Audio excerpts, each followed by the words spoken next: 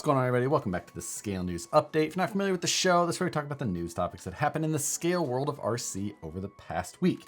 If you enjoy the Scale News Update, hit the like button. Let's get into this week's topics. First for this week, the registration for the King of the Streets, the no prep RC drag racing event that's held down in the Las Vegas area, is opened up for registration. If you remember, this was a big pot cash days race that happened in Vegas last year for the second year. This will be its third year. This year it looks like things are going to be done a little bit different. It's actually a multi-day event with what looks like qualifying done and then the big race. I'm sure more details will come out on that as time progresses, but right now registration is open. I'll link to the website in the description below where you can go see that. Again, probably going to be a large pot. There's 256 driver spots open at $100 each in the big race. I imagine that they're going to have more people there. So if you saw any of the coverage last year, wanted to make it yourself, here's your chance. First weekend in April is when it's going to be happening. Next, for you SCX24 JL owners, Knight Customs just released a huge bunch of parts for these things. He released these parts to be available on both Shapeways and his My Mini Factory. So you can either purchase them already done, printed in an SLS type plastic from Shapeways, or you can buy the files and print them yourself at home, either on an FDM or on a resin printer. These parts are tiny and pretty high detail, so they work pretty well on a resin printer. Now, this thing is kind of an overland parts set. You'll find that the whole set includes inner fenders, one that works with the stock fender flares, one that actually replaces them. There's also a new interior that has a roll cage for it, and then all kinds of exterior detail parts as well as light buckets. So check this thing out, a huge lump of parts that you can get to really dress up your SCX24 if you're really trying to go that scale accurate route. Knight Customs, I'll link to his website in the description below where you can find links to both the My Mini Factory side as well as the Shapeways. Next, there was a new release from RGT, and this is the EX86190. I assume the predecessor to the 189, but this is what appears like kind of a Land Cruiser-esque style. This is a portal axle 1/10 scale, RTR type vehicle. It does have a 2-speed as well as locking and unlocking differentials, very similar to a Traxxas TRX4, kind of the full function side. Cost on this is $369, so you do get all of those functions at that lower price point, but available mainly from the overseas places, so you're not going to be able to find free shipping most likely. But the body's got some nice details to it. The style of it is a little bit different. You aren't going to find the same aftermarket support as you would with the Traxxas brand. So there is some downsides, although you get a lot of features out of the box if you go this route. Again, may not see the ownership experience with the rest of the vehicle. But beyond that, inner fender flares, hard molded, kind of has a molded engine up front underneath. This looks a lot like a mix between a TRX4 and SCX3 and like a Red Cat Gen 8. Just all different types of things pulled from each of them and then put into this platform. This currently shows that it's on a pre-order through about mid-January. So if you're interested in this, or you're in a market where these are much more accessible, then maybe this is a good option for you. RGT, not a big name in the US, but a bigger name in a lot of the rest of the world. Or if you just like the body, likely going to see those available separately before too long as well, so you might want to keep an eye out for those. But for now, the truck, RTR, and some replacement or upgrade parts are available for pre-order at least. So check that out, link in the description below, as well as links to the rest of the stories that we'll talk about today. Next, Boom Racing has released the BRX02, the successor to the BRX01, obviously, but this one with full details now. I talked about last week a little bit, does have more of a carbon fiber chassis versus a machined aluminum or a more scale C-channel style, but they are offering this in 4 different configurations, either 4-link or leaf sprung, as well as 2 different wheelbases. Boom Racing's posts say that this is designed to fit the Team Raffi D110 body. So it doesn't come with the body, it's designed to fit them. You choose the body style you want and then pick the platform that you want to throw underneath of that, it appears at this point. This is going up for pre-order on January 16th. So you'll have to get in on the pre-order at that time. They're going to be available directly from Boom Racing only at first, and then they'll be available from one of the other websites, I believe Asia Tees, after that. The pre-order in this isn't slated to last all that long because they are going to be shipping by the end of January, it states. So got a little bit of time to make a decision if you want to get in on it right away, but they are going to ship soon. So watch that. You can see the page for more details if you're interested. Jump on that pre-order. And then another story for the 124 scale scene, Panda Hobbies, which we've seen a number of rigs from them in the 124 scale up to this point. I believe they've released a 6x6 before, but now they're coming out with a portal axle RTR version. This is worm gears and portal axles. So for those couple, bullet points alone, should tick some boxes for what people are looking for. Another key feature that they're advertising for this is the magnetic body mounting circuitry. A pair of the magnets, one will have a positive lead, one will have a negative lead, and then when you put the body on, it will complete the circuit to the light so that you don't have to disconnect or reconnect things as you're playing or removing and reinstalling the body. This has been done a number of times by hobbyists. I don't know that it's been done often by actual companies. It does seem a little bit risky at times, as if you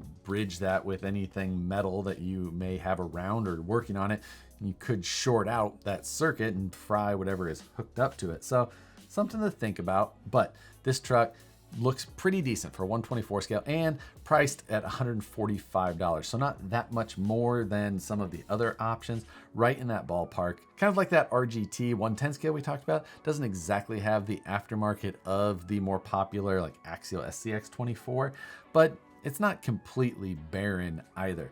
This does seem to be a fairly well supported brand, so not necessarily something to be scared away from, but something to think about nonetheless.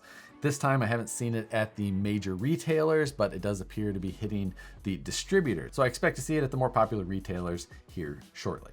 Last week, Matt from the Scale Builders Guild and myself started our newest video series covering our Road to Scale Nationals, where we're going through and covering all of the build processes that we're going through to get our trucks ready for Class 1, 2, and 3 at the 2022 Scale Nationals.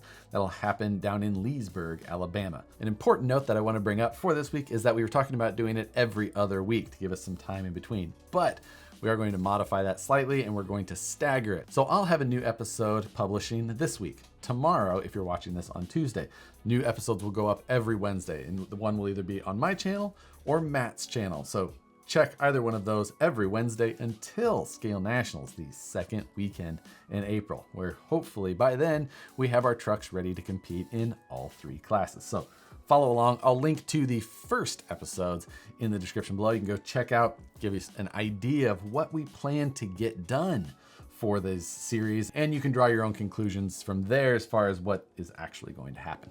And speaking of scale, RC Nerds has some new scale parts for the Very Scale Cliffhanger body. They posted on Instagram with some prototype parts. Looks like a grill and maybe a kind of a bumper area, I'm guessing. As far, it looks like some test prints, some prototype parts on a resin type printer. So looks like they're going to try and dress up that Cliffhanger body. Not one of the most scale bodies, definitely a popular one I like as well. See where they're going with it. RC Nerds does a great job also, so check them out. It's not listed on their pages for sale yet. I assume that's going to come before too long, but they have a bunch of great parts for a number of cool vehicles. So if you've never heard of them, you've never seen their parts specifically, go check it out. You can see their Instagram, their builds, or their Facebook. I'll link those in the description below.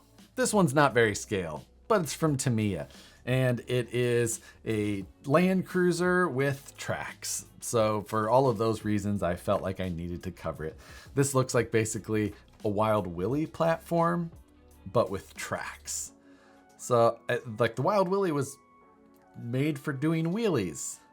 I don't know what this will be good for. Just like all tracked vehicles, I don't know what they're good for, but people like them. Maybe they'll like this one. Tamiya's website does put the price on this thing at $467. I remember when they released the Land Freeder, it was also a super high price point. I'm not sure if this is going to be an actual like street price or if this is just one of those crazy high retail numbers you see on their websites, but I don't know. I don't know where this one's gonna actually land. Is it gonna be crazy expensive from Tamiya with a truck that could be one of the most useless ones that they have, which is saying something? I mean, I love Tamiya kits. I have a lot of them, but we all know, like, we're not fooling anybody. If you can think of anyone who's picking one of these up, let me know. This week, the ISDT 70 ESC finally was released. We talked about that a couple or few months back when they were teasing it. Now, finally released. Super inexpensive at just 25 bucks and has the Bluetooth integration so you can program it from the ISDT app on your phone. Pretty nice to have. It's a 70 amp ESC, so pretty decent headroom on that as well. You know, typically you see 60 amps on ready to run ESCs, 80, you know, the kind of the hobby wing 1080 ESC has been a pretty decent benchmark. This one undercutting it on cost, not quite matching up on amperage performance, but overall still pretty decent. It only has a 3 amp BEC, which is a little light, but could be a popular ESC, especially for 25 bucks. 25 bucks, you can throw that in basically anything.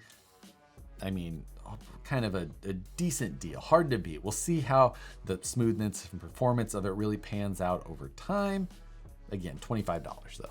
So we'll see if these start getting picked up at all of the, you know, common retailers. That'll be a big thing. Right now, it's so convenient to pick up a Hobbywing 1060 or 1080 because they're everywhere and you know that they're reliable. So this one, if we see that distribution as well, could be a popular one that we start seeing much more often. Traxxas had a huge dump of color options for the Ford Bronco 2021 version here last week. You can now get this thing in white, silver, blue, and black, as well as the red and orange, I think they called it. Cyber orange, even though it's yellow. Either way, 6 color options for that truck now. Just any color you want. I think that's probably all of the options that the factory, you know, actual Ford one has. These were hard to get for quite a while. The release of them was drawn out quite a ways from the actual date of announcement, but available pretty much everywhere now. And now you're gonna have to, you know, make a choice in color. Definitely going to be hard for your local hobby shop to stock one of each, but you got some options if you're online shopping. You guys remember Sanwa? Well, they're releasing a new radio, the MT5. Used to be called Airtronics, then moved to Sanwa. They had the MT4 that was released way back, like 2013-ish, and then they went to the MT44, which was, you know, a few years ago, and now the MT5 is coming out. These were popular radios. They had some features and programming that wasn't necessarily matched by, you know, Futaba or Spectrum, so for those reasons they are popular. The M17s have been very popular in the drag racing scene, so now the MT5 could be a popular radio with, again, some decent options as it appears from the press that I can actually read, as most of what I've found for this has been available overseas and I've had to try and translate. Airtronics definitely used to be a bigger player in the market. After all of the weirdness that went along with Airtronics and Sanwa and how that all moved around, it seemed to fall off for quite a while, but slow climb back out of it, and new radios always help. So more information on this will likely come out as time goes. When it does, we'll swing back and cover it again. Next, we saw a teaser from Proline, this time a Toyota Tacoma.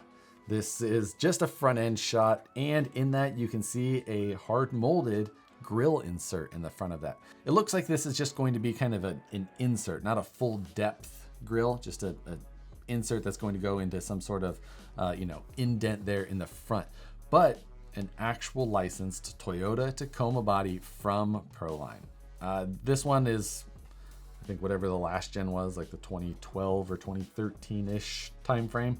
I don't know my Toyotas, but there's only been like, what, 3 generations of these things. So just the front end shot. I assume next week we'll see the rest of this. It is hashtagged with SCX1023 TRX4. So I assume that this is a standard 12.3 inch wheelbase for your normal 10th scale trucks.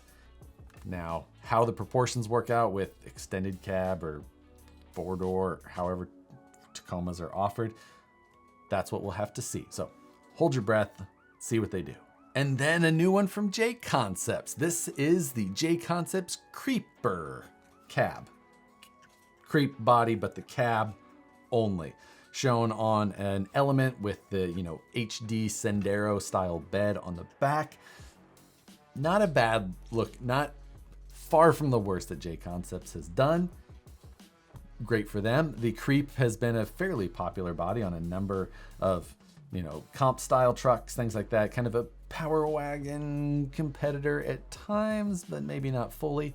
Either way, looks decent in the photos and appears to be available now. Go to the website and order one now, or wait till it hits your retailers in a couple weeks. But that's gonna do it for this week's Scale News topics. For this week's question though, what do you have on while you're wrenching on your projects? I have a lot of work to do on a number of projects around here. Class 1 for nationals, my biggest focus right now. And while I'm wrenching, I usually have a movie on. Big fan of movies, even though I seem to watch a lot of the same ones over and over. It's just something I do. TV shows, movies, whatever it is, I watch a lot of them on repeat. So what do you watch or listen to? What's your go-to in the background? You pay attention, not pay attention? Let me know. Put it in the comments below.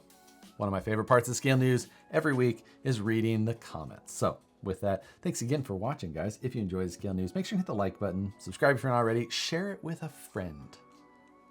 As always, thanks again for watching. We'll see you on the next one.